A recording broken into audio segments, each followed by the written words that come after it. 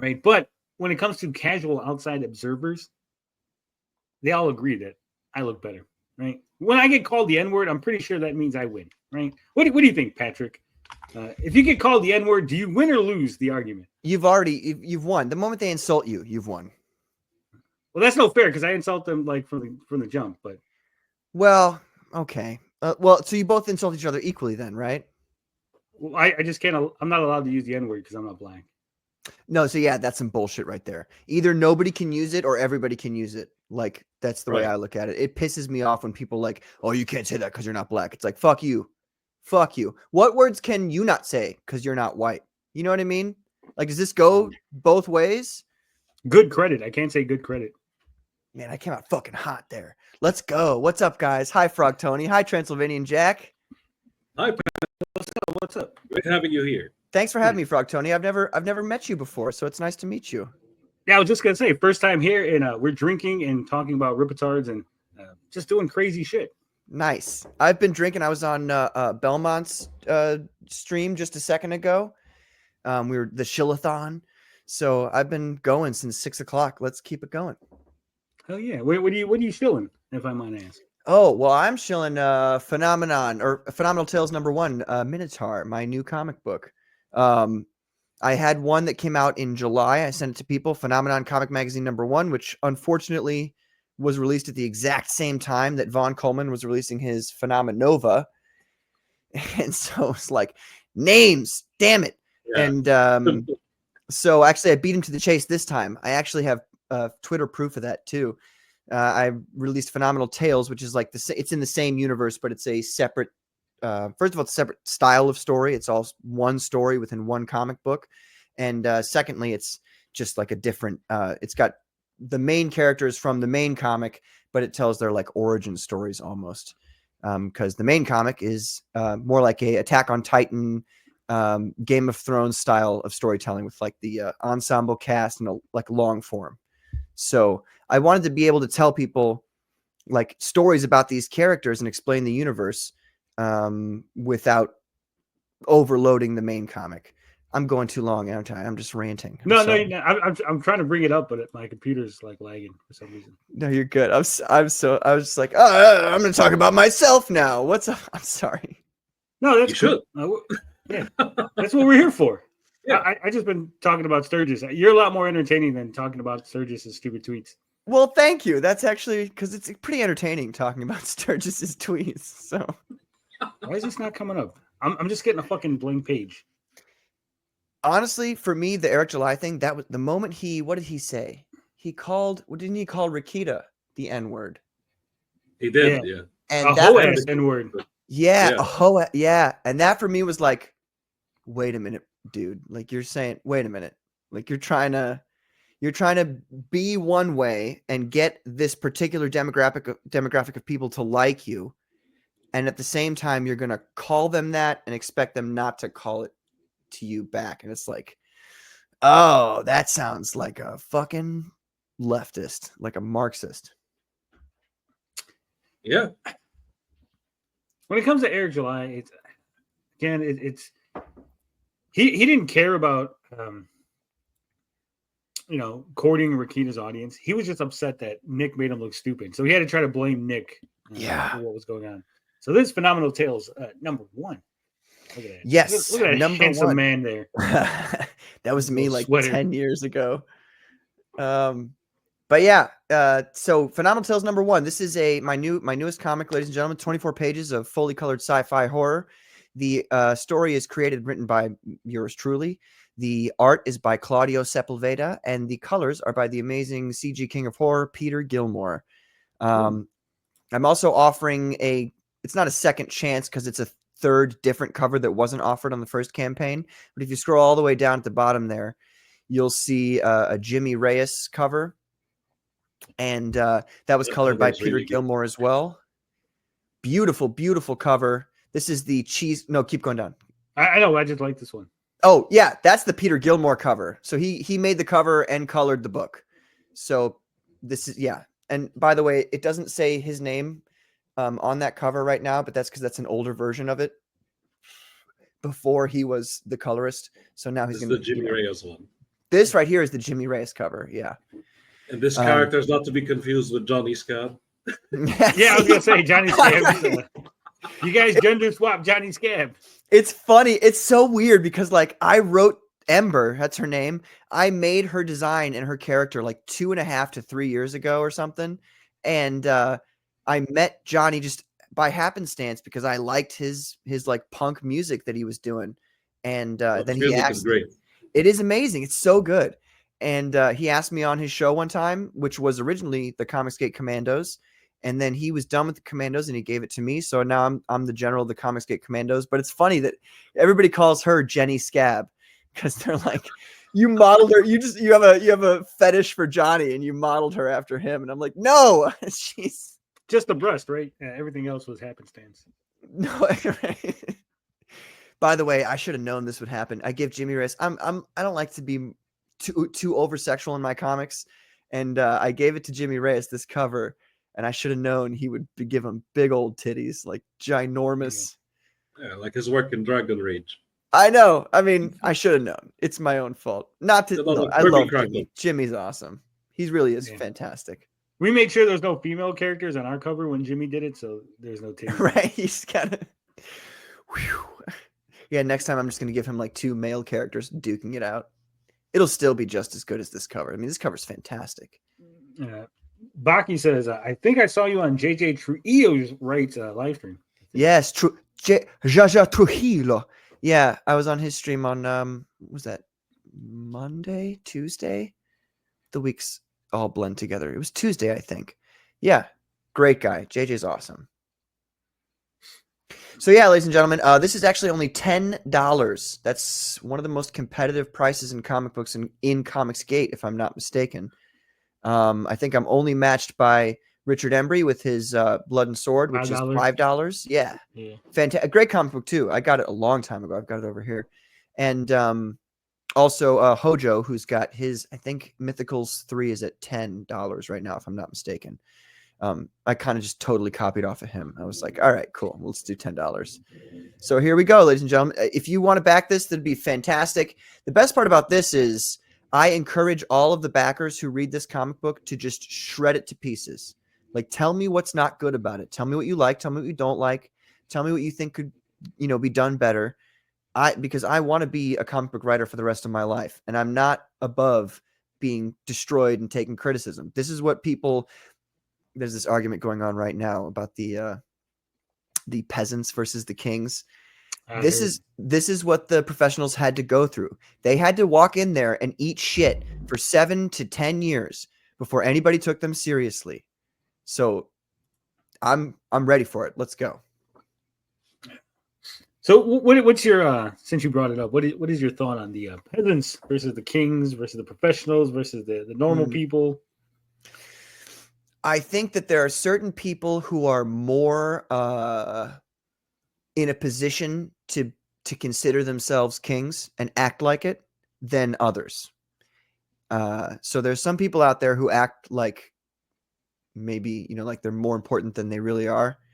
So I can see where that whole, like, the people at the lower ends are like, these guys are kind of, they don't really care about us.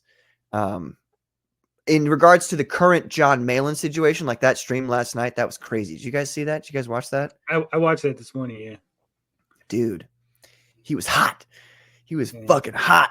And I'm on his side in that regards. Like, once people betray you, like, I don't blame him at all for being like, you try to help people and they just stab you in the back. He can't tell the difference between people who actually care about writing good comic books and people who don't. You know what I mean? He just sees somebody who's nice and wants them to, have him support their campaign.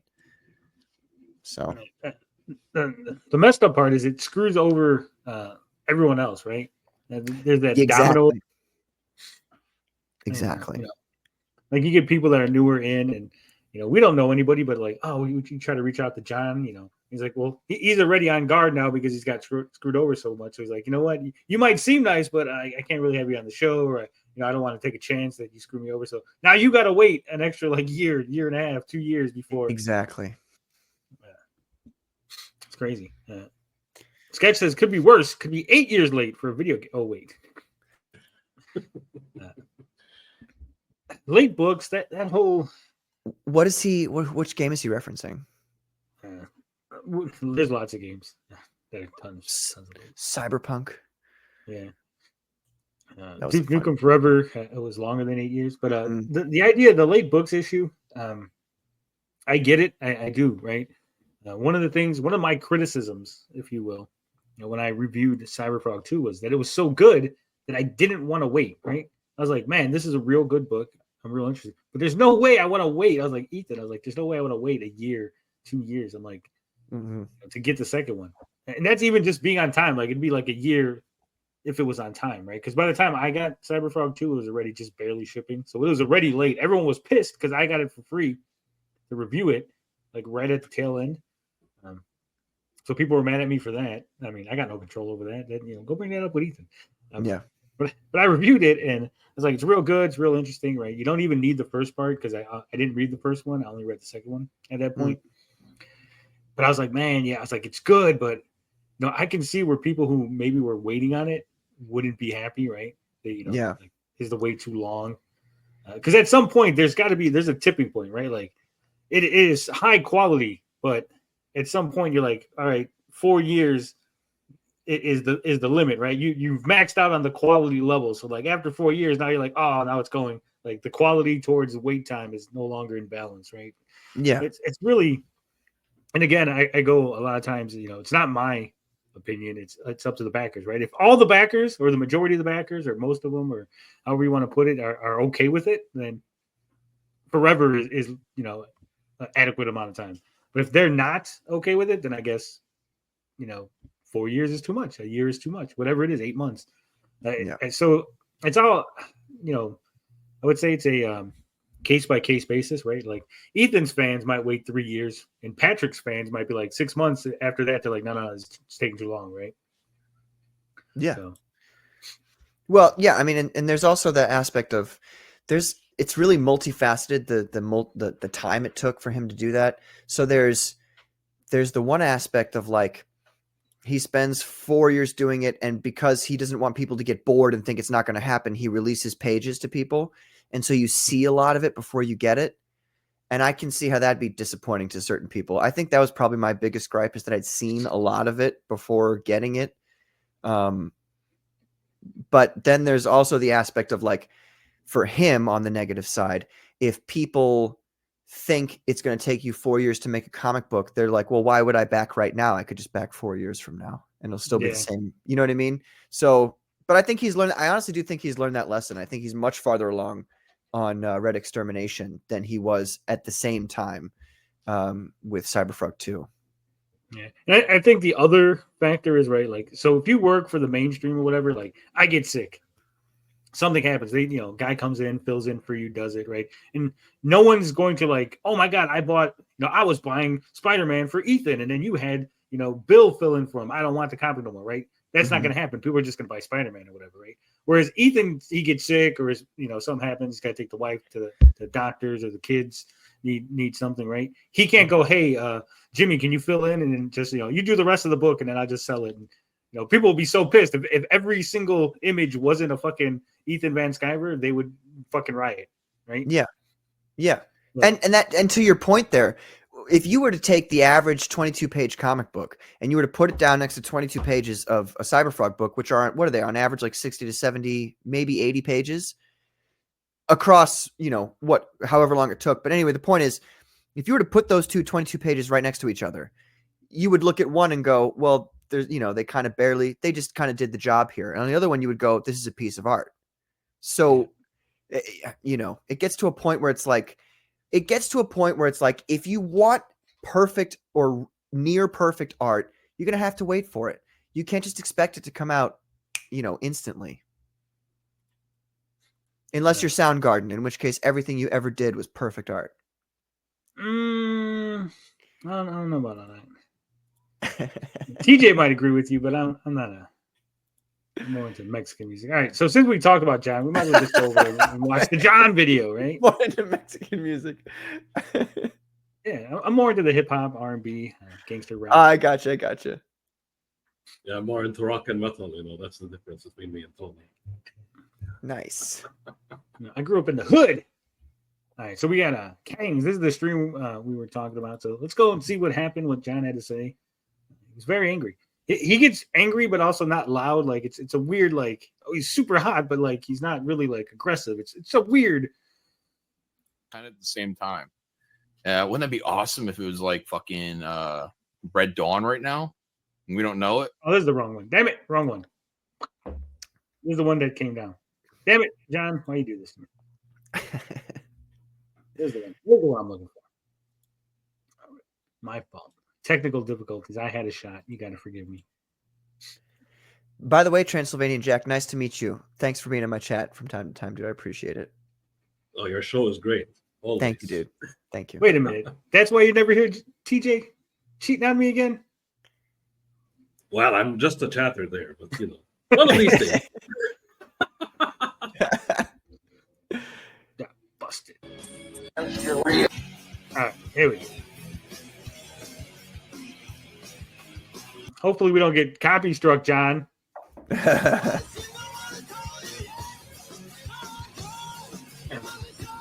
Jala says, Vito's in the chat. Yeah, I know. I don't know what you want me to do. Got that extra large on, baby. Thank you, Steve. Go, guys. That is the right one. Good morning. Good morning. No, I saw that. Yeah, I saw it. I caught it. God dang it. I actually met Phil Diaz at No, well. What's happening? I hope everyone's enjoying their night. Mine's going okay, I guess. I guess it's going okay. It's going okay. Drama. It's good. Drama over there at the slums tonight. Holy cow. Oh. Well, thank you, Lord Clausimus. A lot of drama over at the slums tonight. Class warfare's terms being thrown around over there. Michael Bancroft says it's class warfare. I guess CG between. Yeah, he was hot at Bancroft. I guess there's some shit going on behind the scenes that I don't know about. Right? But usually everyone's like, oh, Bancroft's so nice. His show's so nice. He's so fucking calm. But John's hot at him. These Kangs and this peasant class. And I was like, I've heard this before. Where certain creators align themselves and say, we're the chat. We're the chat. We love the chat because we're the chat. Meanwhile, these bigger creators, these elitists, these Kangs are up here. All beating up on the little guy. Scumbags is what they're saying. Scumbags. Ooh. Again, what do you think, TJ? You didn't chime in on this. The peasants versus the kings. How do you feel about this whole ridiculousness? I'm going to sound a little bit elitist, right? I've said this before. There is a problem when you have the peasants, right? Like they allow anybody in. Sometimes people don't have, the ability to make a good show, and it's just people talking at the same time and yelling and just making bad audio and not being able to promote anything, right? Like while on the other hand, you have the kings who filter people in. They just decide who's good at making a show and going along, right? Well, they're talking about more than that, TJ. They're talking more about the comic creators, right? These guys are elitists. These are the elites, the kings of Comicsgate. They're too good to hang with us. They're too good. Their books are just automatically assumed to be better. They're basically saying we're peasants, but that doesn't mean our books are bad. That doesn't mean that our books are not equal to what the kings are, right? And so there's sort of a divide in between there. Personally, I will say, obviously, because you had people like Vonster, right? He got elevated to the status of a king, right? He never worked mainstream, but they said, hey, you're good. Let's bring you in. Let's make you a king. So there is an argument to be made that, there could be quality books among the quote unquote peasant class, right? The forget peasant. We're just going to call it the non-pros, right? The non-pros could produce quality books, right? But I think for the most part, and I'm in this class, right? I'm in the non-pro area. I think ours are a lot more rougher around the edges, right? I think we kind of grade on a curve. We give ourselves breaks, right? And I've seen it in the slums too, right? Like there's comics in the slums, and I'm not gonna name any names, but there's comics in there that where you look at it and they're terrible, they're bad comics, right? But they're promoting it, they're talking about how good it is, blah blah blah, and they all know it's bad. They know it's fucking terrible. The audience knows it's terrible, and there's no way like those books would ever be in the mainstream. Like they're worse than mainstream, right? But because let's say, oh, he's a indie creator, he's a guy from the slums, he's one of us making this book. It's a passion project. They just give it. They have to treat it with kid gloves, right? Yeah. And so it's so weird. But then again, there are, like I said, Bonster's books. He's never been a pro. His books are good, right? So, yeah. But isn't that's kind of the point there? I mean, that was one of the things that kind of made the slums explode, I would say, against the Comicsgate Kings, is that there was that point where Ethan made Liam and Vonster kings, and that obviously the Mandy thing pissed them off first, but this was another one of those, like, hey, somebody's done something really good, and so now they get the respect that they would deserve for such a thing. And other people felt like, well, I've been here a long time, so I deserve it. But it's the quality of your work and not, anything else. Yeah. Do you deserve the raise, the promotion because you've been at the company the longest, or do you deserve it because you do the best job? Right. Exactly. So yeah, it might hurt. It might sting, guys. If it stings because Vonster got promoted or Liam got promoted ahead of you, maybe look at yourself and go, why am I not getting promoted? Maybe it's my quality. Maybe I got to do better writing. Maybe instead of cheaping out and going, hey, I can only afford this guy whose art is really crappy, but that's all I can afford. Maybe save up and get the better artist, right? Because at the end of the day, we want quality books. We want good content. We want to read and share. It's hard to promote a book that's bad. I've been in that position, trust me, where there was a book, I didn't like it at all. And a friend was like, hey, could you have this lady on the show? She's doing this book, blah, blah, blah. And I'm like, cool. And then I got a copy of it like before the show. It was like, I'll say like 6 hours before I was supposed to promote her. And I read through it and I was like, this is just super fucking amateur like writing. Like it was so bad. Mm-hmm. But then I had to like sit here and go, well, here's the book. I don't like it. Maybe you will, right? Like I couldn't promote it. I couldn't push it and like sell it. But at the same time, I couldn't be an ass and be like, well, you can't be on the show. Like I'm not going to even like promote it. So it was like really, really awkward position. And so I think, a lot of these guys, hearts are in the right place, right? People want to be part of this movement. People want to do the CG thing, and we love it. It's great. It's fantastic. We don't want to be mainstream. We want to do our own thing. But again, if your book isn't at the very least standard comic book fare as far as quality, either lower your price or give it away free, right? So here, I can't draw, but I could afford to pay TJ to draw me a book, so it's free, and you guys could look at it and read it, and then if I do good, maybe one of the better artists will say, hey, your story was really good, Tony. Maybe I'll draw it. We'll redo the book. I'll draw it because we'll split the funds. We'll split the profits or whatever, and I get a better artist that way. Or maybe he's like, hey, you did really good. We like the story, but I'll give you a discount. What'd you pay TJ? I'll take the TJ rate to help you out because we're all CG, right? Because I've had, like I said, Jimmy Reyes did a cover for me. I got Joe Ball to do a cover for me, right? Liam Gray did some work for me inside interiors. So it's not hard. Like there's a lot of these people that are very approachable, right? You just got to make the effort. You got to go out there. I would say I would push back a little bit on you there. I would say that on my show. Yeah, you're right. Yeah, sorry. Hey, welcome. I'd like to be here on your show. What I would say is that when you've done nothing at all, doing something is better than waiting too long. I would say that But you have to be able then to take the criticism. So if somebody comes back to you and they say, hey, your art is shit, or your story's not good, or you have far too many actionable sequences occurring on a page, like you need to spread that shit out. You have to be humble enough to listen to that. If you can't, then you're doomed to failure anyway. But like, I have always been the kind of person where I have to try something first, and it's always going to suck the first time. And then you come back and you try again harder after you've learned your lessons. So I would say, if you can save up for the best artists, that's great. But at the same time, if your first thing that you've ever done, say if you're hiring artists because you're a writer like me or you, then it's like, do you really want to spend that much money to do something that, because of your lack of experience, isn't going to be something that's well received by people anyway?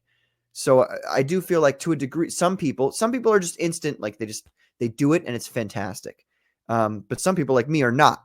And so we've got to do things before we get good at them.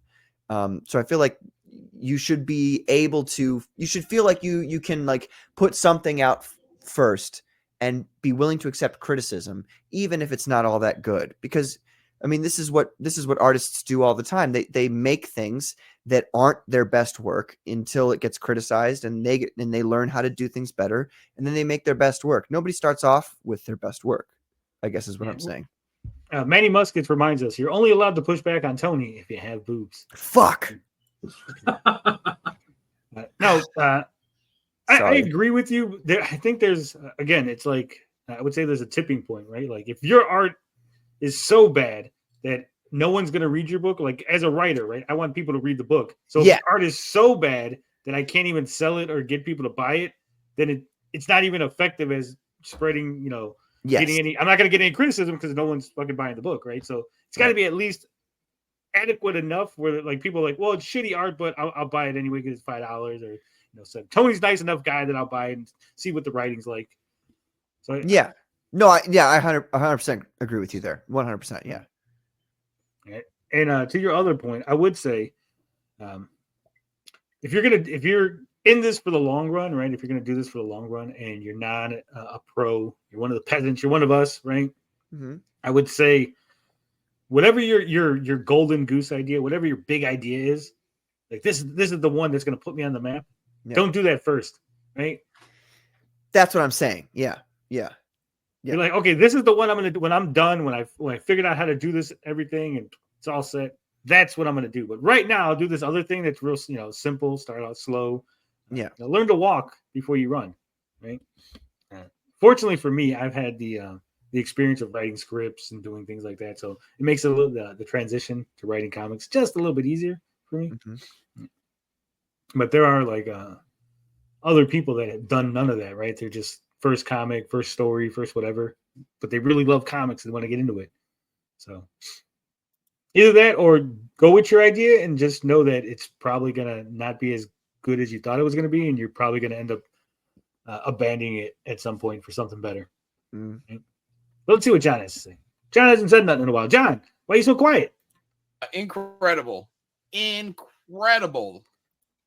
War, it seems, has begun in the slums tonight. But in the chaos, truths might be learned. They might be learned.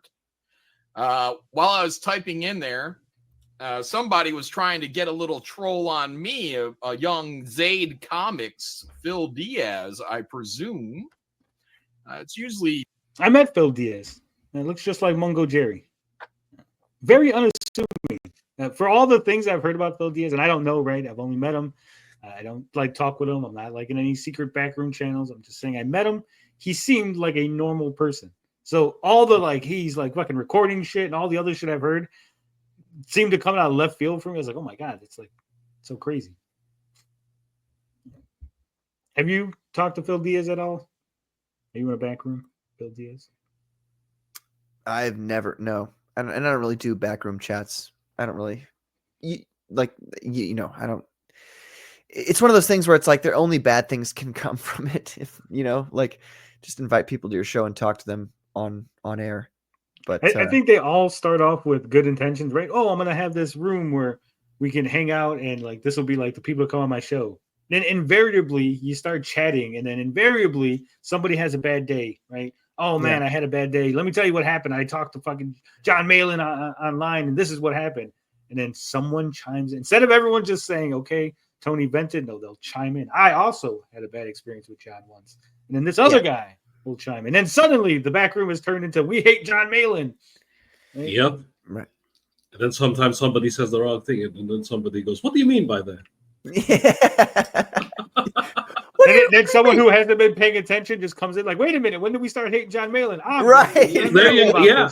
That's also my favorite.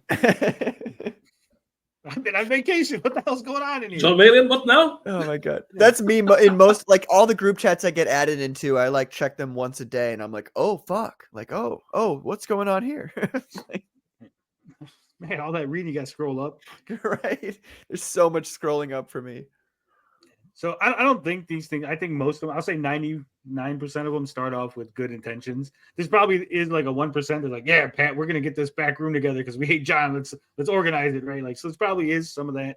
Mm-hmm. But I think that's less. I think it's more of we start off good.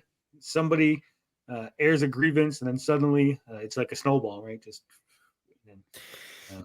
And then it's like a hard, the problem is the grievance then becomes like a hard aspect of your perception of that person from then on out. You know what I mean?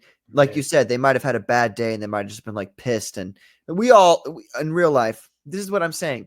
In real life, we all say things and do things when we're in bad moods or we're angry that we really didn't want to say or do. And we didn't really mean, but it came out because we were mad. And on the internet, that's even worse because in real life, you can give somebody a pass. You're like, oh yeah, you were mad that day. I understand. Or you were having a really horrible day. You were in a lot of pain or whatever. But on like messaging, there's none of that. It's just, you said it and that's that. Yeah. So you got that aspect. And I think there's another aspect that a lot of people don't really consider, right? Like we perceive things differently than other people, right? So the interaction I might have had, and I'm using John only because he's on the screen, and but like say me and John have an interaction, right? I might perceive it like John thinks I'm an asshole, right? Like John, he didn't shake my hand, or John didn't, I saw him, giving the heads up to everybody else, but he didn't give it to me, right? Whereas in John's perspective, he might not have seen me, right? Maybe he didn't pay attention. Maybe someone called his name when he was going to give me a handshake, and then he missed me and he didn't realize it because he got caught up in the other things he was doing. So I'm thinking it's a slight. He slighted me, and he's thinking, I have no idea what the hell. Why is he upset? Why is Tony mad at me all of a sudden, right? And because we're online, we're not friends, we don't know each other in real life, we don't interact. So that would be the only interaction we have. And so for 6 months, I'm sitting on this and I'm stewing over this slight that I had from John Malin, and he's just like off in bliss. Like he has no idea what the hell's going on. And then one day I'm just like, fuck you, John. You fucking slighted me. Remember it's C2E2? And it's like, what are you talking about? Yeah. Have you guys ever seen Adventure Time? You ever watched that show? Anybody in the chat watched Adventure Time? Remember it's the fox? He's like, remember me, Jake? And he's like, no. That's what it is. So I think we got to remember that. There's a lot of that going around. I've experienced it. You've probably experienced it, right? If we sit back and really think about interactions we've had with people, we'll realize maybe we're not necessarily wrong. I'm not saying you're wrong, but maybe you're not seeing it the way they saw it, right? Mm-hmm. So maybe in your eyes, you got slighted, but maybe the reality is there was other circumstances going on. I'm just saying. But let's continue on, Johnny. Phil, right? It's not the brother Brandon. Yeah. So while he's trying to get a little zing with me, and I'm gonna clip this, guys. I'm gonna make it into a video. I'm gonna show everybody what's going on in there. I said, do not delete this stream. I have to wait for that stream to be finalized before I can go back in. I'm an asshole, right? And this goes back to the point. Like, if I was doing this stream and John's like, do not delete this stream, I'm gonna come back to fucking clip it, I would just delete it. Fuck you. What do you mean don't like? How are you ordering me around? I'm sorry, John, but how would you order me around to not delete a stream, right? I would do it just out of fucking spite. But again, that's just me. I don't take orders. Yeah. Roygen says I'm more of a regular show guy. Yeah. In there, and cut everything and find all the chats, because I'm going to copy these chats and show everybody what's going on in sequence here.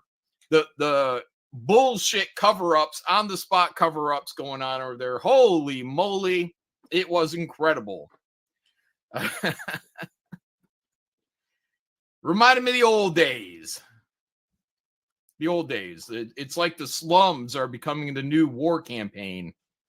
We're gonna speed you up, John. I like you, but I'm gonna speed you up just a little. Or war campaign adjacent is how it felt. I agree. I'm You like, agree with isn't this? How are you guys any different? How is this tactic any different from the war campaign's peasants? And then Dark Gift said, "Well, Dan Lawless made me feel like a peasant, John."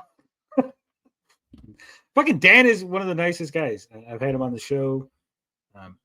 Never a bad interaction with Dan. Right. TJ. I don't. Maybe it's two guys, and they're going to go over the tweets because it was like a tweeting back and forth between these two. You know, Dan's perceiving things one way, Dark Gift's perceiving them another. Instead, stop holding grudges, guys. You just gotta let things go, right? Sometimes you just gotta let things go. Like me, I don't hold a grudge at all. I've never held a grudge in my life. That's why I don't have gray hair. That's why I'm relaxed. I'm never stressed. Just be like me. Be like Frog Tony. Never hold a grudge. It wasn't funny, John. I was serious. I'm just like, holy shit. Like, I just see these tactics. I've been here before. I know where this goes. It's a whole realm of retardation that happens. But so I asked Phil, I said, Phil, in the heat of this chaos, I said, Phil, did you record Ethan or have knowledge of Ethan being, that he would be recorded? And Phil Diaz responded, no, John. And then he piggybacked with that in another comment, I do believe, where he was like, oh, can we be friends now? And I said, oh, why can't we be friends? I don't know exactly what I said. Oh, while we're discussing that, were you talking shit about my wife at a convention? And he said, no, John. No, John. And I said, oh, whoa. I guess maybe these are moments of truth. But I'm like, in order for that to be true, my friends and associates would have to be lying to me. If what Phil is saying is true, my friends and associates would have to be lying to me. And I said, so are you saying that Sean is lying? Is that what you're saying, that Sean is lying? And he said, no, John. And that told me right there that what Sean said is true, that Phil Diaz, in my opinion, has been going around definitely to these convention centers, to these conventions, and talking smack about me and my lovely wife, Faye. So Mr. Clean Hands, they ain't so clean anymore. And then he says, you can DM me for the details, John, so we can clear it up. I'm DMing you. Deadpool says, is Malin slowly mutating into Ethan Van Sciver? It's a possibility. It's a possibility. The slums are saggy. Well, no, they're not. Saggy's awesome. But I don't want to defend Phil, right? I'm not here to defend anybody. But I will say, I think from a legal perspective, there's no way in hell Phil could ever admit to recording. Right, TJ? Right.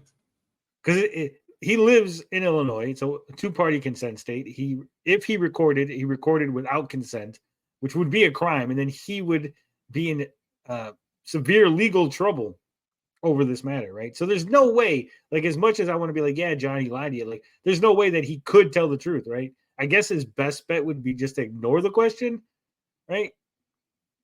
And not lie, but still, you're still sort of lying because you're deflecting and you're ignoring and you're lying by omission, right?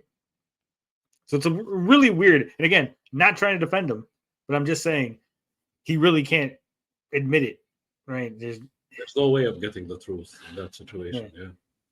Yeah. He put himself in a tough situation where he can't admit the truth, but he really shouldn't lie about it either. So tough one. It's a tough one. You just lied to me and said that you weren't talking shit until I brought up the guy who said you were talking shit. And now you know that I'm going to go back and ask him, and then he's going to say, yeah, that motherfucker said it. So you got caught in a lie. So now I don't know what to believe about the whole whether or not you were involved in the phone recording because you lied so easily and so quickly about talking shit about me. So easily, so quickly. Like it was breathing to him. This motherfucker. So yeah, so this is the shit that I've a bone that I've had to pick with young Phil Diaz for a while. This is one of the things. I can't reveal everything without all of a sudden my sources get revealed. But in order to nail him down on the largest offense to me, by talking shit about me and my wife, disgusting rumor mongering that he's doing out there, him and an associate, which I will also call out. I will also address when the time is right to find out if he too will admit to the fucking lies that he has been saying about me and my wife. Two of these guys are spreading the same lie, probably because they're both hanging out together and fucking in a sewing circle. And they're going around and they're saying that here it is, guys. Here's what they're saying. Here's what these cocksuckers have been saying around the. And I gave that motherfucker work. I gave Phil Diaz work. I gave him access to my characters to help him out with his CG campaign book, whatever. And how do I get fucking thanks? How do you thank me? How does this motherfucker thank me? He thanks me by going around and telling people that I know, that I've known for over 20 fucking years. He tells these motherfuckers, he don't know that I've known him for 20 years. I've known him for 20 fucking years. And he's going around and telling motherfuckers that I'm going to divorce my wife so that I can get with Anna and marry her. Damn. Holy shit. This rumor mongering is out of control. I'm fleeing with Anna. Anna apparently is going to drop Peaches to get with me. Does anyone else see how stupid this is? Motherfuckers going around telling people that I'm going to leave my wife, and me and Anna are going to go off and live happily ever after. That's what this motherfucker right here is talking about behind the scenes about me and my wife and Anna and another one. These fucking creeps out here talking out their fucking asses. Go fuck yourself, Phil Diaz. I ain't coming to you, motherfucker. I got the fucking word, and that's it. And now I don't. This is so fucking retarded. There's like literally no reason to even bring in John's wife. There's no fucking reason to a rumor. Like if this is like, oh, you know, a personal slight. I thought John said this to me, or I thought John slighted me in some way, or he didn't pay me as much as the other guy. Then at the very least, I could go, okay, I can kind of understand where the grievances and the gripes are coming from, right? But when you're just like, yeah, he's fucking leaving his wife and he's gonna run off with Anna, right? Like that Star Wars, because they do a show together, right? Because they do the Jack show together. They're running off together. It's fucking crazy, TJ. It's crazy. It's like saying that Finbar is gonna leave his wife and run off with you, because you stream together, right? It's kind of bizarre types of rumors they like spreading around, you know. It's just it starts from one story and then it just escalates into something completely different. It's like a game of telephone with these guys. And I hate to say this, I really do, but I don't think that rumor was about John, right? And let me explain what I mean. Okay, I don't think they're trying to hurt John with the rumor. I think they're trying to hurt Anna with the rumor. Because there is an issue in Comicsgate. There's an issue in a lot of spaces when a woman gets involved and then people get fucking jealous. People get mad. Right. We've seen it firsthand. You know, she's pretty and other people want the attention. They don't get the attention. They feel slighted by the woman. Why is she hanging out? Why is she hanging out with that old guy, John? I'm the same age as her. She should be hanging out with us. She should be here with us in the slums, or she should be here with us in the suburbs or whatever, right? So they say some things, so maybe it'll be uncomfortable for Anna. Then she'll leave, right? We'll make it uncomfortable, so Anna leaves, right? And then we don't have to deal with it. We don't have to worry about our inadequacies anymore because she's gone, and now it's a boys' club again, right? Because again, she's selling more books than I am, you know. Mm-hmm. She shouldn't be selling any books because she's not a good artist. They're just buying it because she got boobs. We gotta get rid of her. We gotta get rid of her somehow. How do you feel about that, Patrick? This is the same issue that cropped up with Mandy. It's this exact same thing. And they're just trying to get rid of the attractive female people in Comicsgate. And it's you know what? It reminds me of the comic tactics that the leftists use throughout our regular society, where, you know, like the whole make like no fat shaming, that kind of thing, like fat women are beautiful kind of thing. Right. That's what it reminds me of. We have a no fat woman policy here. But yeah, and I don't know if you heard, obviously you watched this before. So the Phil Diaz thing, I don't, you might have missed what I said, but I said that I don't blame Phil for not admitting to the recording, only because legally he would get in a lot of trouble. So there's like, he can't, like, for legal reasons, there's no way he could ever be like, yeah, I recorded Ethan, right? So he just has to say no. Like,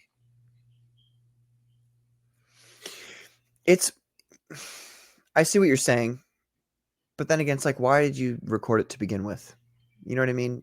There's still that. Well, I'm not saying he should have done it, but I'm saying he did it. Like, we're past the Rubicon on this, right? He did it. He got caught, and now he can't admit it because then he gets in trouble legally.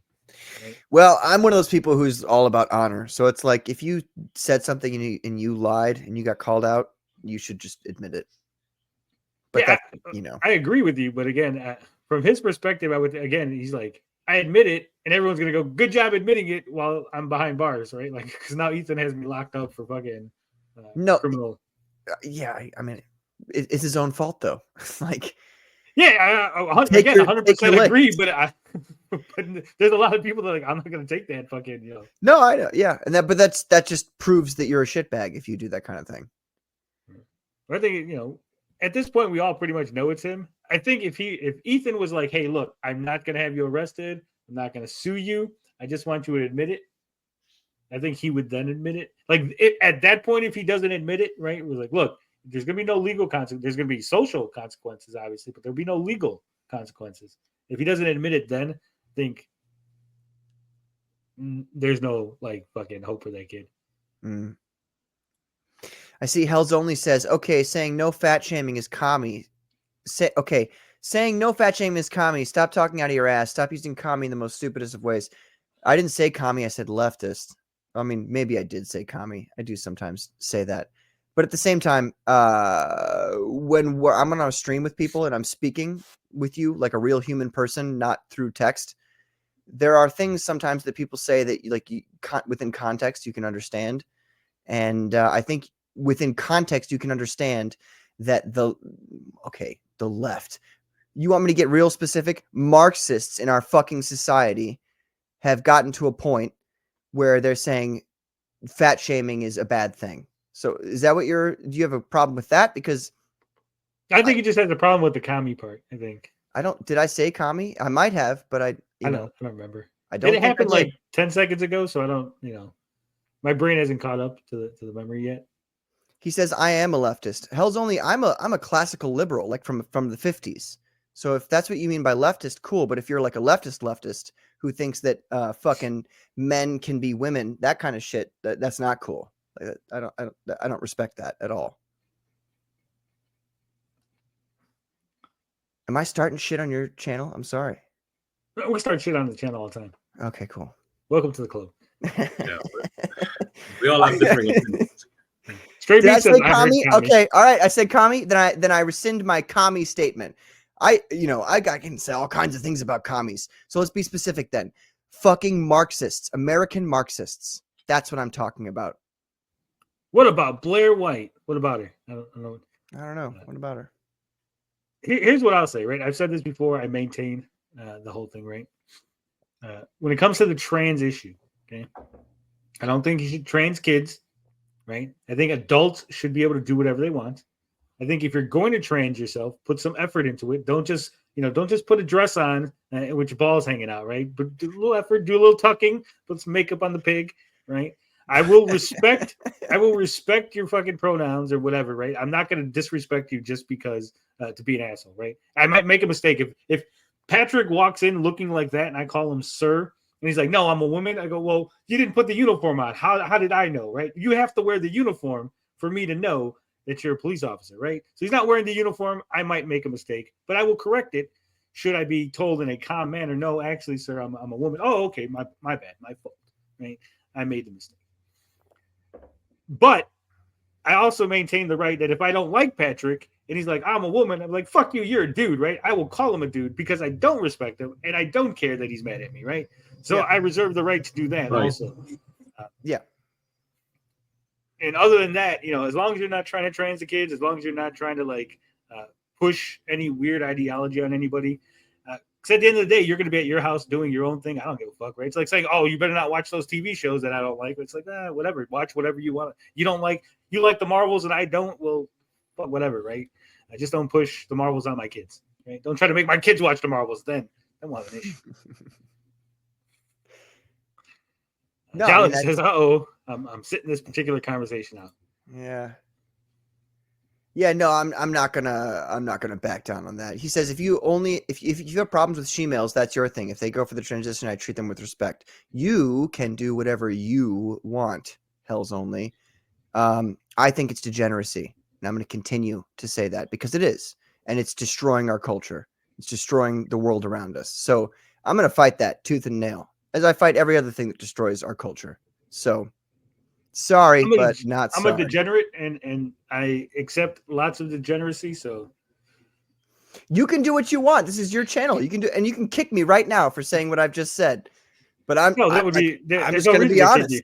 I'm just going to be honest. I'm just going to say what I think. That's all. Yeah. That's what we as a center right person, I respect all honesty. I'm not going to kick you. You've not disrespected me. There's no reason to kick you.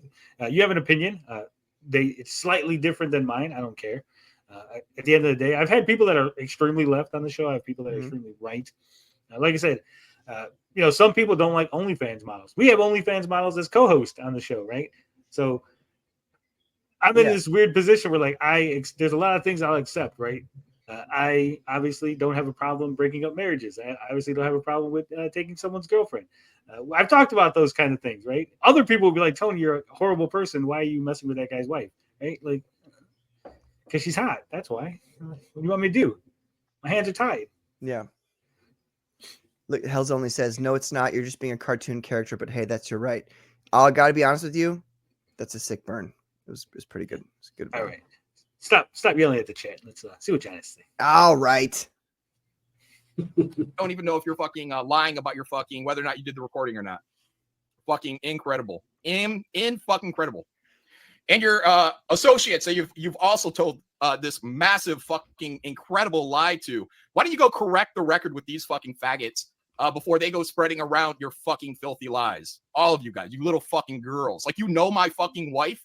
Like, you know with anything going on in my life with my fucking wife? You fucking creeps. Don't ever talk about my fucking wife. Never talk about my fucking wife. Oh, now he literally never said that. Oh, what'd you tell Sean then? Phil? What'd you tell him? What'd you tell him on the convention floor about me and my wife? What shit are you talking to Sean about, Phil? Scumbag. You fucking scumbags. I will say again, I'm not trying to play devil's advocate, right? Because I don't know John Malin personally. I don't know fucking Bill Diaz. I don't know the Sean character. I don't know, So as someone on the outside looking in, someone with a calm demeanor who's not personally invested in any of this, I could see a scenario in which Phil is talking to the Sean guy and they're just fucking cracking jokes or whatever, and go, yeah, I think John's gonna leave his wife for fucking Anna, right? As a joke, and that's where he left it, right? Like he made an offhand comment, didn't think nothing of it. Then Sean brings it back to John and goes, hey, he said you're gonna leave your wife for Anna, but now he's telling him in a serious manner, right? So now John's getting this message in a serious, like, this is what he actually believes type manner. And then apparently John has held on to this. Somebody is a member of a group, and then the group just goes along in one direction, and the guy has to be swept along, right? Like, and then they just stay quiet. Instead of saying, "Oh, well, something's wrong here," or "I don't want to be a part of this, guys." John's mad they made fun of glamping. But again, like I said, I could see a scenario where let's say Finbar's on the show, right? Finbar's married, and someone cracks a joke. Oh, Finbar's gonna leave his wife for fucking one of the girls that are on the stream, right? And just a joke. It's just a joke. But then it gets back to him in a serious manner, where Finbar's like, no, guys, you can't say this because my wife will be pissed if she hears this kind of shit, right? Now, I think John should have probably confronted Phil a long time ago on this, right? Because apparently this has happened a while back, and he's just been holding on to it. Yeah, and it just escalated. Yeah, and I think so that now he has this perception of Phil, and then the other thing happened, and then the Dungeoneer shit happened. So there's just like a piling on of how he perceives this event, right? Like now there's no, in John's mind, there's no wiggle room for, there's a misunderstanding here, right? In John's mind, it's 100% he was talking shit about my wife, right? And I'm not saying he not to have that opinion. I'm just saying that's where he's at in this feud, if you will, right? Whereas Phil might not even remember saying that. It might have been such an offhand comment or like a joke, or he was so nervous he thought he was saying something funny, right? And a thing that he doesn't think of ever again. So now he's confused as what the hell's going on. Again, I think we got to come to the table. We gotta, guys, when shit happens, don't fucking let it simmer, right? Nip that shit in the bud. If you think someone has slighted you, be like, hey, this is my perception of what happened. Let me know how you feel about it, because I think you did this to me, right? I think you did something. Because if you hold on to it, it's gonna fester. Your mind is gonna start playing tricks on you. You're gonna start thinking things, right? You're gonna roll over it again. Nip it in the bud. Yeah. Jala says, I'm freezing to death right now despite having the heat cranked up. Absolutely hate the end of the fall season when the temperature drops like a rock. I hate cold. I'd rather be too hot than slightly cold. I'd rather be 100 degrees than like 65, right? These motherfuckers. I go to great lengths not to get my fucking wife in this sphere. And then what are these fucking, the people I fucking go out there and fucking help, I give fucking money to, I offer my fucking characters to? Yeah, go ahead and use it. Go ahead and use Lilith for your fucking thing. Use Brahm for your fucking thing. Go ahead, use them.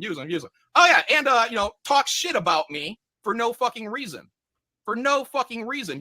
You're out there fucking talking shit about me, motherfucker. Like a little gossipy little girl. You fucking creeps. You're all fucking creeps. Barb Rogers, Miss Solar Terra gifted 1 mail-in membership. Pete Callen for 2. Clutch stream. I was bored. Also, fuck you, Shane. All right, well, Pete Callen, CG's throbbing pulse for 2. Who's Bubba got a shank? Who's a ninja got a shank? To get that wrench. I gave you a wrench, Pete Callen. Ryan Blue Thunder gifted 10 mail-in memberships. Wow, thank you, Ryan. Eric Winberg gifted a membership. Pete Callen for $2. As much as I love these guys and their shows, I think this is one of the things that like kind of derails things a little bit. Yeah, that took me out. It was weird when he went from, one gear to that gear. How about that, you fucking loser? Russell Hall for 2. How can Phil talk shit about your imaginary friend? Pete Callen, CG's throbbing pulse. Bitch tits bar tried to go at my pregnant wife. It didn't work out well for him. Russell Hall for 5. John literally, no, you never said it. Right, except it's gone to Sean by 2 different people, the same story. So they're passing the story behind closed doors, and it did not come off as a joke to Sean. It did not come off as a joke. Motherfuckers. Yeah.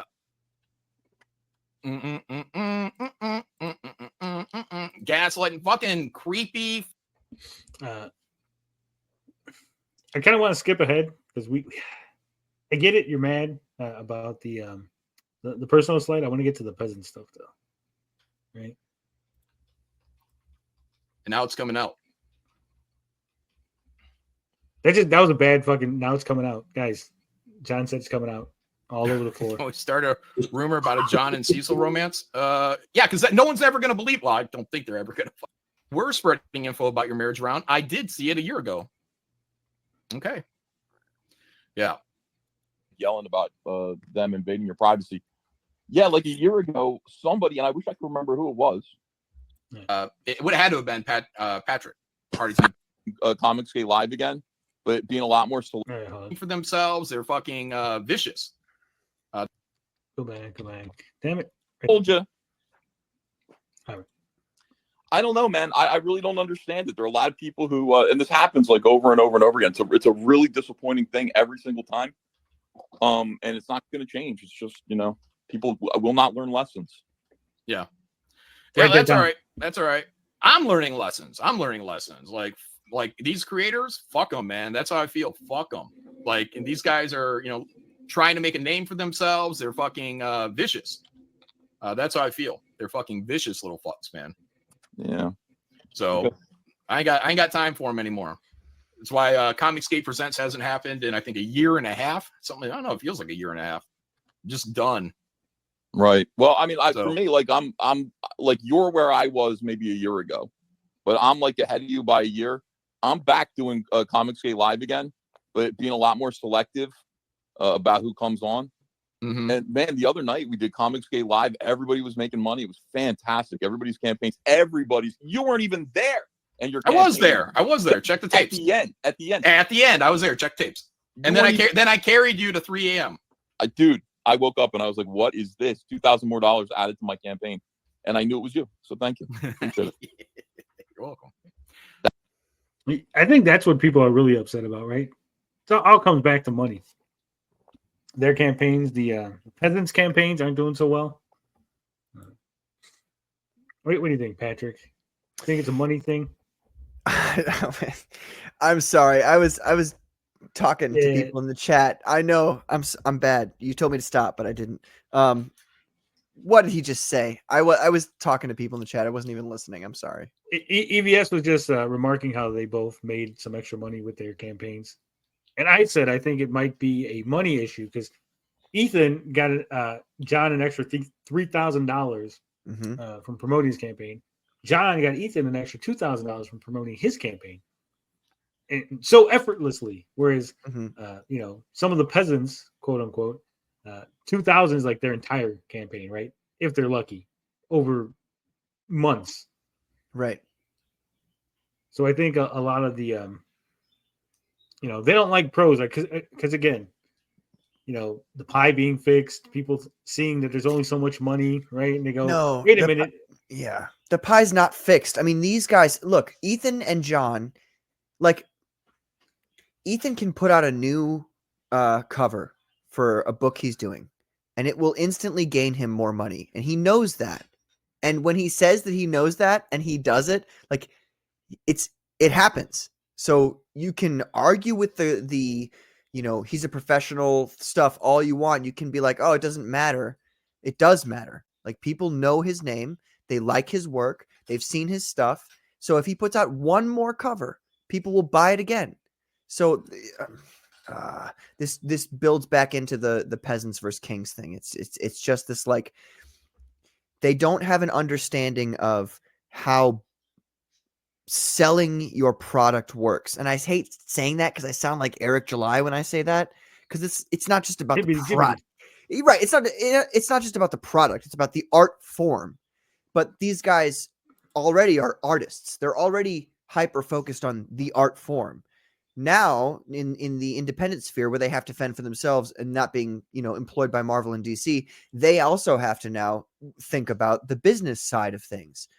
So now you've got these professionals who went through the ringer and figured out how to do comics at a mainstream level, and they know how to do it at a professional level now, because as you can see, they're making this kind of money. And it's people act like if they didn't exist, people would be giving you that $4,000. No. They're getting that $4,000 because of their name and their work that they did, and their current ongoing business ventures, which is predominantly in regards to YouTube and their YouTube presence. So it blows my mind that people think that they can just roll in and make that kind of money. It's like, no, you have to learn how to be a professional. None of us are professionals yet. You know what I'm saying? I'm sorry, I'm ranting again. You guys never gonna wear a tie. Never gonna. No, we like ranting. The more you talk, the less I have to talk, and my audience loves it when I don't. Keep going. Anybody tell me to stop ranting? Make it short. I know I can go into it, so please, you have to. But it's honestly how I feel. It's just like Wilbur says, your boy ridiculous. Zach has pissed off a lot of his audience with his birthday party clown takes, probably harming his campaigns. And coincidentally, someone started to lose his mind online. Yes, it is all about the money. It's all about the money. That's, again, I think, and I've argued this before, and I'll push back on you, Pat. Mm-hmm. The pie is 100% fixed, but I think you're going to push back on me on your show. How dare you? On my guest, yeah, right. I think the pie is fixed. I think a lot of people are confused by that phrasing and that expression, right? Because again, people only have so much entertainment dollars, right? If I had extra money, I would, take a chance on a campaign. I don't know. Well, I know. I got an extra. I won $500 in the lottery. So fuck it if I spend $10 on Pat's book, right? That's money I didn't have anyway. Whereas I'm struggling. That $10, I don't know if Pat's book's going to make me a profit, but I could spend 10 on Ethan's book, and I could flip that, right? So the pie is fixed in a lot of ways. Okay. So I think a lot of people see that, they know that, they realize it, and then they go, okay, this new professional comes in, he's going to take attention away. He's going to take some of the pie that I was eating, he's going to take it for himself just by his name, his recognition, his quality of books, whatever. I think that's why they don't like fucking pros coming in or professionals and stuff. Or like you elevated Vaughn, right? Mm-hmm. Vaughn, we're competing. We're on the same level. You've elevated him. So now the audience has an expectation, and the audience is going to promote his books, and they're going to back his books because they feel like, oh, now he's on the level of Ethan, right? The perception that his quality is better because he's a quote unquote king. So I think, and again, it comes back to money, right? We've seen it with what the hell's his name? John's Longbox, how he's all pissy and moany that Ethan didn't want to promote him. Because he thinks magically Ethan promotes me, I'm going to get all these extra sales, right? My book is great. I just need the platform to show it off on. If I get that Ethan platform, I'm going to be rolling in the dough. I would say the pie's fixed only in the backer base. So there's backers who can only back certain books. And then there's backers who will back any book they find interesting, but won't back other books. So there are people who can only afford to spend that much money on a certain thing, but there's lots of people who they could buy everything they wanted, but they don't. So there's all that there's those people out there that you can get, I guess. Yeah, I agree with. That's why I've said so many times that the whole grab an oar thing. It's not just make your own show. Grab an oar isn't just make your own YouTube channel, make your own thing, and then get Comicsgate audience, right? That does not benefit, guys. It does not benefit. If Patrick's audience is the exact same audience as mine, what have we gained? We're just talking to the same people. So Patrick needs to figure out a way to get an extra audience, right? If 10% of Patrick's audience isn't mine, and 10% of my audience isn't TJ's, right? That's 20% extra people that TJ has access to because we've grown audiences outside of the bubble. And I've argued this so many times that people don't, they don't agree with me. They'll push back on this, but it's there, right? Mm-hmm. People who buy comic books don't just watch comic book stuff. I love comic books. The amount of comic book channels or the amount of comic book content I watch on YouTube is fucking small. I watch more cooking stuff. I don't even cook, and I watch like 18th century cooking. I'm always talking about it, right? Townsend, love this fucking channel. So now, just think about that. There's probably people watching the 18th century cooking channel that like comic books. That if I can somehow tell them, hey guys, I got a cooking channel. Look at my cooking channel. And then I sprinkle in the comic books.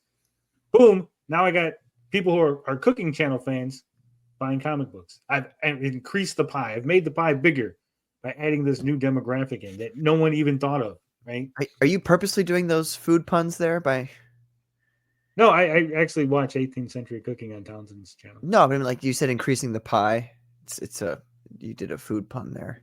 Yeah, it's always I'm on a diet, so everything's about food for me.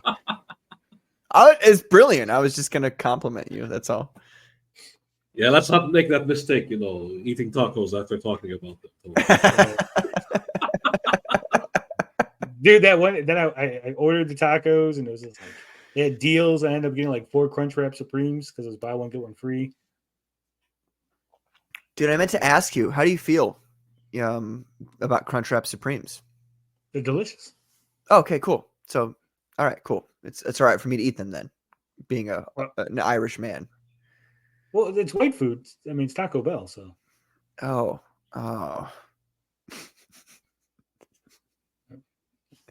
I don't speak for the Mexicans. I'm not like the fucking Lorax of the I thought Mexicans. you were. I speak for the Browns. No, okay? I thought you were giving your seal, your Mexican seal of approval on the Crunchwrap Supreme. I guess not. Disappointing. Remember, Nerdrotic may be a big dog to the sphere of YouTube, but he's getting crushed by so many other channels. This sphere isn't that insane in size. Yeah, that's true too.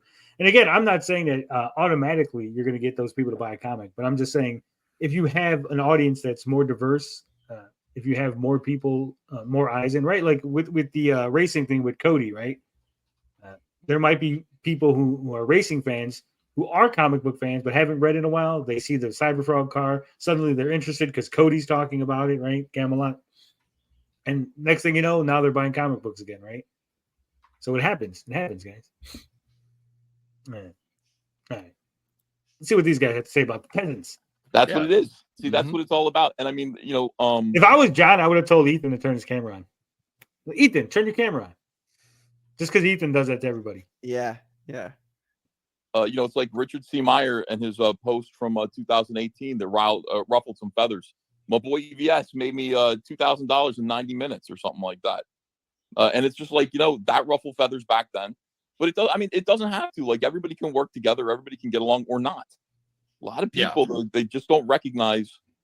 I'm preferring the or not thing with these smaller creators. So it's Phil Diaz, apparently Bancroft. He's out there stirring the pot, calling this class warfare. While these guys are out there bringing up the war campaign, peasants narrative. I'm just like, just draw a line. Just draw a fucking line. Who fucking cares? So just like cut off. Well, I mean, my original thing with Comicsgate, John, was just to promote professionals. People who actually did this for a living, who got blacklisted from comics, who wouldn't be able to pay their bills anymore. Like that seemed way more urgent. And at the time, there were a lot of guys like Rags. You know what I mean? There were a lot of these guys who were kind of floating around, who kind of insisted that they were here first, and therefore they were entitled to something. You're not entitled to shit from my audience. Not a thing. That got him good. That made Dark Gift fucking mad. You see his most recent post about that? I seen the back and forth, and he had back and forth with Richard. I guess he went on Ethan's show tonight. He was on the show. Might be on the show right now. And you're not entitled to anything from John's audience either. This is goodwill. This is charity work that we do, and people will find out real quick. You'll find out real quick what it's like. It's icy cold. Ask Mike S. Miller. This guy was a big DC pro at one point. He can't get anything funded anymore. Miller. He can't get anything funded anymore. It's just sad. It is sad, but that's just the way it goes. Yeah. So, anyways, I'm just gonna stop pretending like these are my friends. I'm like, all right, Phil's a piece of shit. Bancroft's out there definitely trying to divide people. I'm just like, I'm tired of pretending. Okay, let's pretend Bancroft is a nice guy. And I'm done pretending Bancroft's a nice guy. I'm done pretending all these guys are nice. Go have fun, live your lives, do your thing, do whatever the fuck you want. Yeah, but what Stay about the fuck away from me? What about Camel? Go do your thing. What about Camel Moon? Go do your thing. Oh fuck, not Camel. All these guys, go fucking do your thing. So let's stop pretending that you like or respect me. I don't care what anybody else. I don't care. I don't care. Just go do your thing. Stay the fuck away from me. Stay the fuck away from me, all y'all. Thanks. Matt Barr, stay the fuck away from Matt Barr. Stay the fuck away from me. See this faggot right here? In my opinion, faggot right here. Yeah. Matt, go stay the fuck away from me, Matt. Just stay away. Go away. I'm done with all of y'all. And that goes double for you, Shane. Oh, Shane Davis stayed. No, I'm kidding. It's infuriating, man. It really is frustrating. It's depressing, and all that stuff. But you take a break from it, and I know you're going to take a break from it. You are, but like for me, it's like this is still the mission. I mean, people just fuck up. They're not serious about this. They're not really serious about Comicsgate. Egos grow way too fast, man. These guys don't understand like this down period where you're just, you're not where the other guys are. We had to, like, when we broke into comics, it took years. It took years before anyone took us seriously. What? Turn my camera on. I think I'm one of the few people that got to go on Ethan's show without having to turn his camera on. Twice. Years, John. Years. 4 years. So remember, I have a special place, right? You won't show the people your sexy face? You're not going to do it? I just don't have a camera. Oh, fair enough. 20 years of working in Marvel and DC. But I mean, when I first broke into DC, I was getting these F-level jobs. Nobody knew who I was. It took time.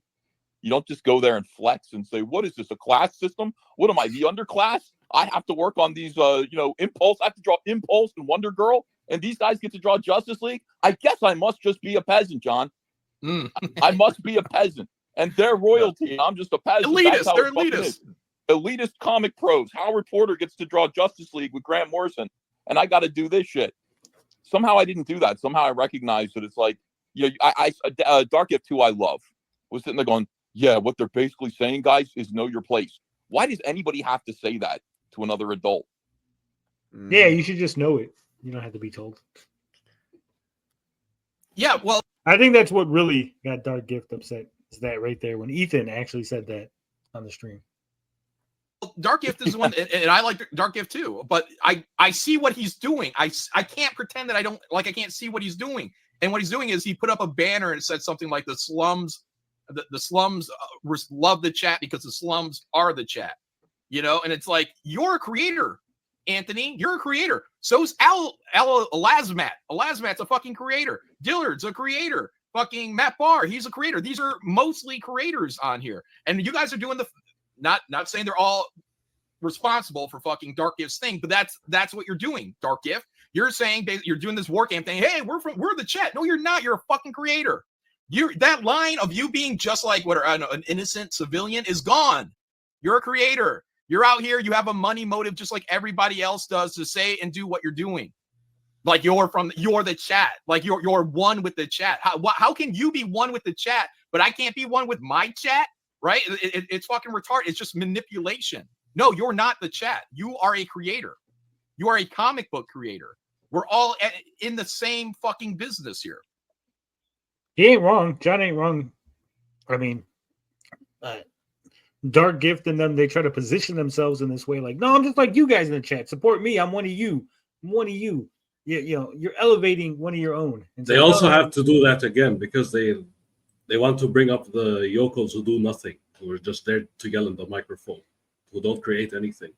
They're just there to cause shit, right? And cause trouble. He says he wants to get out 5 in a day. What? That's crazy. I think John harps on this point too much. It's possible.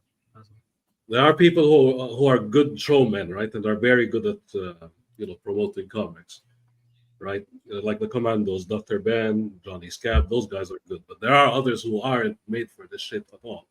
And all they do is rumor monger and yell at people, right?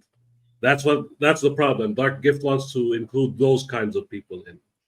It's like, no, guys, you guys are doing a terrible job. Apparently, John Malin was exposed for spreading rumors. He tries to cancel Michael Bancroft, according to Sturgis. Oh, boy. So there's that. Crazy. It's crazy. We're living in a crazy world. I will say, I understand if Dark Gift wasn't a creator, if he didn't have his own comics and all that, and he's just like, I'm just a fan that wants to hold a fan show doing, like, if I held a Marvel show, right? This is Marvel. We're going to talk Marvel comics. And I had a bunch of yahoos come on and we're just fucking, throwing out slurs or doing whatever the hell it is we're doing, right? I don't think that would reflect bad at Marvel. But if I was a Marvel writer or an artist doing that kind of show, everyone would get on them, right? Like, Marvel, what the fuck you doing? You got to go rein Tony in, right? And I think it's the same thing. Like, because we're a loose collection of people, there's no like actual, there's no leadership technically, and there's no actual sort of management or like pyramid, right? So it's like Ethan really can't tell you not to do that, but he could tell you, hey, that's a bad look for the rest of us, right?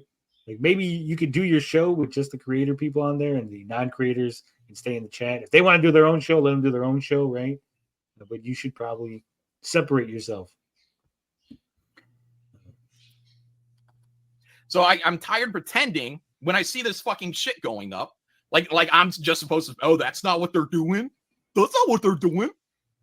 Anthony's a good guy. No, Anthony's fucking doing some shit.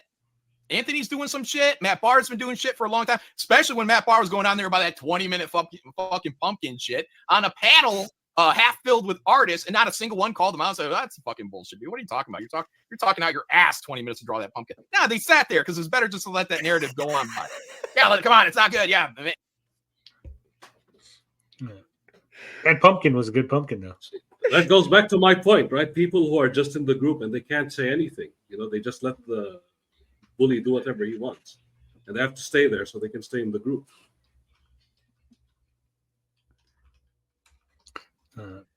Wilbur says, but trying to represent anyone besides yourself, paid you an attorney fee, or voted for you in a legal election is silly. Yeah, I get that. But again, I think because we're CG, right? We're CG creators, and it's going to reflect bad on the rest of us, right? If I have people come on and if I had a bunch of people come on, if I call this show, this is the CG fucking Comicsgate suburbs, and then I had a bunch of people come on dropping N-bombs, everyone's going to look at that and point, he called himself Comicsgate, and they N-bombs. It's going to be on every fucking comic book website and every fucking leftist thing, right? So you have to, as an adult person, you have to go, is this good for the rest of us? Is this good for the rest of the website, like the rest of Comicsgate, right?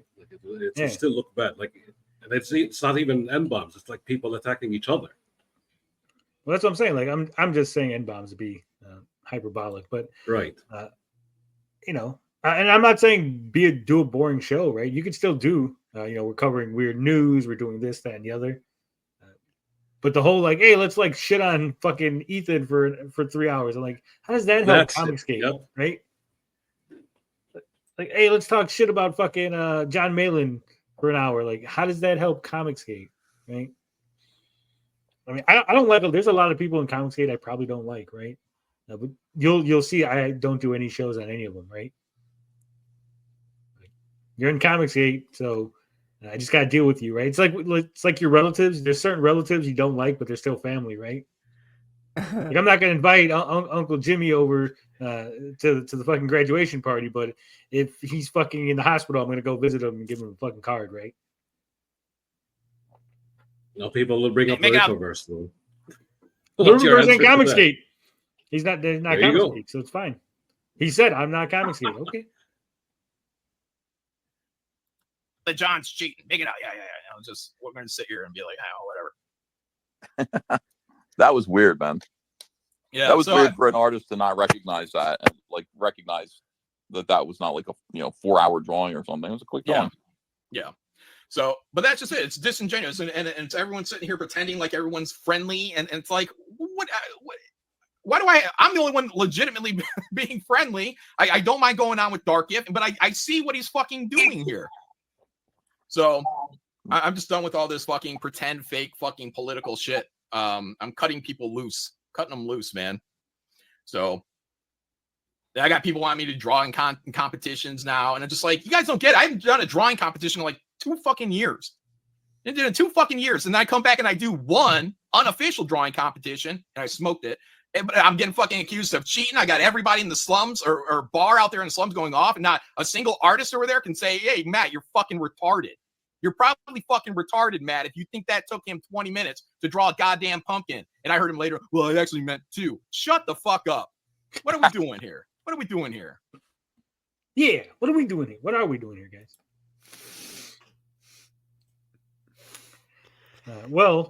Eric's embarrassed of his 4 great-grandpa being... Yeah, it's true. CG did take a black eye for Smiller's pride as a sin tweet. Point to you. Yeah. This is a boring show. Got him. Damn it. Damn. So yeah, I think that's the gist of that, right? We got the point. Yeah. Yeah. All right. We got to talk about Riley, because Riley's my good buddy, my good friend. He's also a Comicsgate CG. I think we got to go over this because, guys, it needs to be said. It needs to be fucking covered. We covered this before, but we're going to cover it again real quick. Let me make sure that we're not too zoomed in. All right. So this is the warrant for Riley. Okay? This is the warrant. This is what he got arrested for. As you can see, harassment is what he got arrested for. Not trespassing, not fucking assault, not fucking any of that. Harassment. Okay? Scroll down. Again, harassment. Collin County. Offense charged. Harassment. Misdemeanor B. The undersigned affiant, being a peace officer under the law of Texas and duly sworn, an oath makes the following statements. My name is Detective Jimmy. I'm certified peace officer. Jimmy Reyes did this. Damn it, Jimmy. I'm a certified peace officer for the Plano Police Department. No, you guys are too late on the laughs. It's a pity laugh. I don't need it. Assigned to criminal investigations. I am over the age of 18. No. I'm competent. I have never before been convicted of a felony. What was that? There must be delay. that must be delayed because I laughed Oh, right yeah. after you said your joke. So Jimmy does live in Texas. That is true. I know TJ's True. on a delay. I think Patrick is having a longer delay than mine, which is strange. I also. My mom always told me I was a little bit delayed. All right. So the first part is just the officer saying, who he is and testing that all the things he's going to sign is true and stuff, right? So it says he has attended many training that goes over all the things, blah, blah, blah. He knows how to do DNA and all that. And this is the important part here. It says on Friday, September 29th, Affiant was assigned investigative responsibility of a stalking offense. Plano Police Department file number, blah, blah, blah. Affiant read the offense report completed by Officer Sacco. The report documented that on Wednesday, September 27th, at approximately 00:51 hours, Officer Sacco and other officers responded to meet with the victim, Eric July. So Eric talked to police officers. Okay, so the idea that Eric has never contacted the police or never had any contact with police at all in the Riley arresting matter, it's bullshit. Okay, The warrant was issued because Eric July talked to the police, who reported that his business, Rippaverse Publishing, had been vandalized by an individual named, quote unquote, Riley. According to the officer's report, July informed him that on Tuesday, September 26th, at approximately 1700 hours, Riley showed up to the Rippaverse Publishing and took photos and videos of him with a large pair of scissors before he returned after the sun went down on the same day and recorded a video of himself putting two $20 bills and one $1 bill on the window of the business. Okay, so right off the bat, this is a lie. Okay? This is a lie. He lied to police officers. Because if we scroll down, this is Riley. He says, I'm in Plano, pussy, right? This is not Eric July's warehouse. Eric July claims that Riley came and took pictures with the giant scissors in the warehouse parking lot. The warehouse, right. This is not at the warehouse parking lot. Riley has confirmed that this is not at the warehouse parking lot. And if it was at the warehouse parking lot, Eric July would have security footage of Riley doing this. He does not, because this is, once again, not at the warehouse parking lot.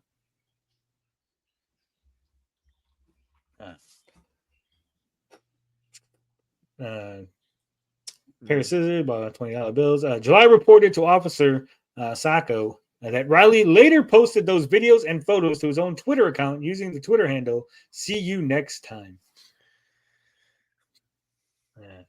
So again, these are the pictures, right?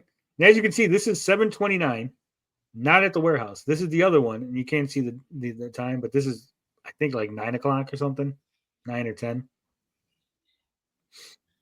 Yeah. Affiant spoke to July, and he informed Affiant that Riley initially posted a video of himself on Twitter stating he was going to come to Texas and hold July down while he shaved him, which July disregarded, especially named Riley's Twitter account got temporarily suspended after July reported him to the platform. Guys, once again, Eric July has denied reporting Riley to Twitter. In the fucking official warrant, Eric July admitted to officers that he got Riley's Twitter account suspended.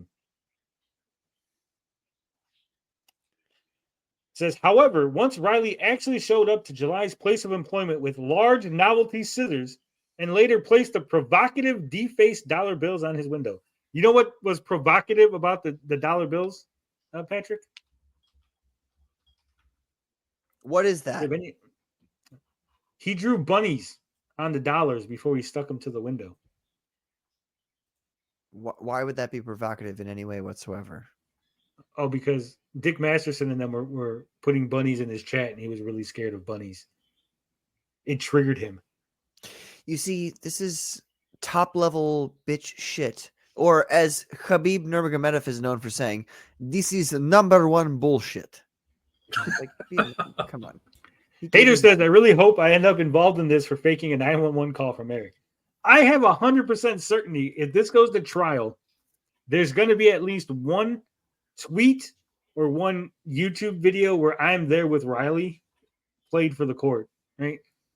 Like in this DM conversation between Frog Tony and Riley, they said That would be wild. Yeah. We're going to call Frog Tony to the stand. All right. However, once he came to his place of employment and later placed a provocative dollar on his windows, July felt physically threatened and feared for the safety of his employees. Those are two separate ideas because the and separates ideas. So July himself, he felt physically threatened by Riley and his giant novelty scissors. Affiant browsed the open-sourced internet and located the Twitter handle "See You Next Tuesday," which had published a picture of Riley holding out the large novelty scissors on September 26th at 7:29, stating, "I'm in Plano, pussy." That's in the official warrant. And tagged July's Twitter account at Eric D. July. Screenshots are included below for reference, which also include another post from Riley's account published on September 26th at 11:48, physically showing Riley at Rippaverse Publishing with the aforementioned dollar bills taped behind him in the business windows. So those are the two images in the official warrant. Affiant also screen captured the below post published on October 8th, 2023, from Riley that acknowledged he was aware July had taken precautions and reported the incident to the police, and highlighted the evidence portion, which listed the dollar bills he left on Rippaverse Publishing windows. Affiant later received correspondence from Rippaverse Publishing personnel that included the following screenshot of Riley publishing a picture of July's home on a post which he tagged July's Twitter account published on November 16th, while indicating he might escalate way too far very soon. So Riley's Twitter post actually says, "This kind of anti-customer shit being a direct side effect of Eric July's influence on the scene is exactly how you guarantee that someone like me escalates things way too far very soon." Okay. Why is this very important? Okay. It's very important. Like Riley, I hope you're listening to this. Mint. This is actually very fucking important. Okay. Anybody? Bueller, do you know why this is important? No, I'll tell you. Under that big black box that says Eric's house. Do you know how anyone knew that was Eric's house?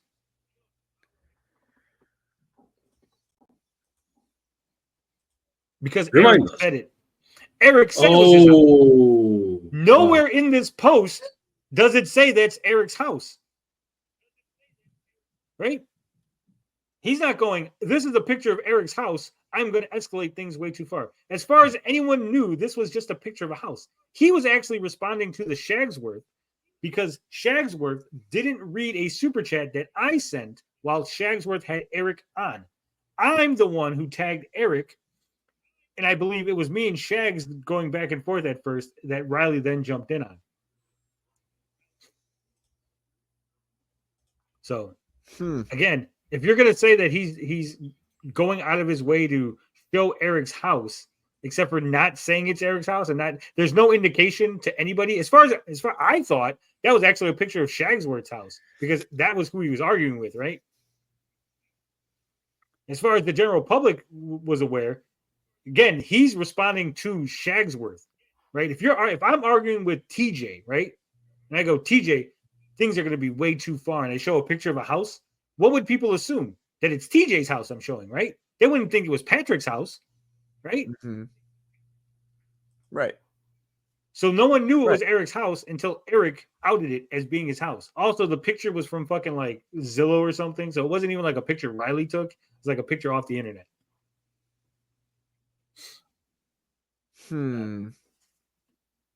says Appian obtained a search warrant Fake and submitted it behavior. to X Corp Twitter for the electronic customer data for Twitter handle "See You Next Time" and confirmed the account belonged to Riley, whose identity was verified through accurate records. Blah blah blah. Based on the aforementioned facts and information, Appian has probable cause to believe and does believe that Riley committed the offense of harassment, a misdemeanor B, with the intent to quote harass, annoy, alarm, abuse, torment, or embarrass the victim. You can, guys, in Texas, you can get arrested for embarrassing someone. Embarrassing. Wild. You wouldn't think that would be a thing in Texas, you know what I mean? Like you would think that Texas would be a little more hardcore than that. Guess not. Yeah. July sent repeated electronic communications in a manner reasonably likely to harass, annoy, alarm, abuse, torment, embarrass, or offend. July. You could so again, what he's getting arrested for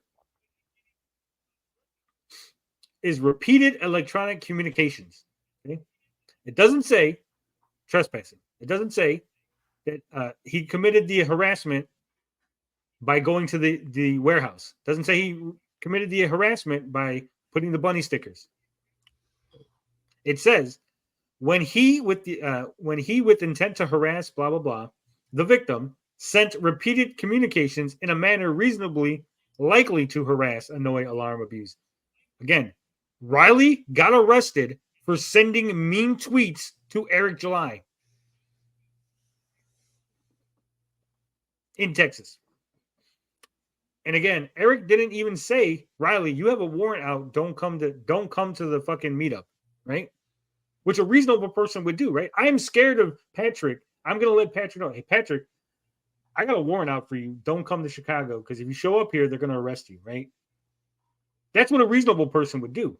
Someone who's looking to entrap Patrick would go, hey guys, there's going to be a big meetup in Chicago. I hope nobody shows up. Hope no one comes to try to heckle me. Mean tweets. I remember Johnny Scab was doing almost the same thing to Matt Barr. Yeah, but Johnny Scab's in the UK, so Exactly. Right. And then, again, like he's also just like Riley into absurdist humor. That's why I love watching it. Like, he just like there was one tweet where he showed the airplane tickets. Goddamn legend. Yeah. Mr. July, please explain to the court why you use the bitch. Why you use a bitch? Johnny's an amazing person. I do have to say thank you for having me on, Frog Tony. I gotta go. It was great being on here. Thank you so much. I'm sorry I got into it with your chat. It wasn't, No, it's just one guy. Hell's only and I figured it out at the end there. So it's better for a real conversation anyway. So thank you for having me on. Transylvanian Jack, great to meet you, dude. Don't forget, guys, Phenomenal Tales. This up. Minotaur. Yes, number one, ladies and gentlemen, 24 pages of sci-fi horror, colored by Peter Gilmore, drawn by Claudio Sepulveda, and created/written by yours truly, myself, Patrick Quinlan. It's only $10 right now for $8 shipping in the United States, $30 shipping for international. If you've ever shipped international, you know why that's the case. But $8 shipping, $10 for the comic book itself. Like I said, 24 pages. This is going to be the first of many phenomenal tales. So get it now while you can. Thank you guys so much for having me on. I appreciate it, Frog Tony. I really anytime you see the link, Jack. You see that link in the secret We Hate John Malin Discord group. Just go ahead, click it. Yeah, right. That one. Wait, before I go, Wilberforce says, Wilberforce, you know what it's about. You've heard me before. But it's set in a post-apocalypse alternate universe Soviet Union in the 1996. The Soviet Union has to engage with the People's Republic of China in a border dispute in Mongolia. The commies are fighting each other, but that's not the only problem that's going on, because over the past few weeks, a rad monster, a mutated beast of mythical proportions, has been wiping out entire camps of both the Chinese and the Russians. So our hero, Minotaur, is sent to capture the beast for the war effort. That's what it's about. Thank you. Thank you, Wilberforce. I appreciate it. Hold me accountable. Thanks, guys. Frog Tony, thank you for having me on. Transylvanian Jack, nice to see you. Yeah, dog. your audio was Great having you, way brother. out of sync. All right, take it easy, Pat.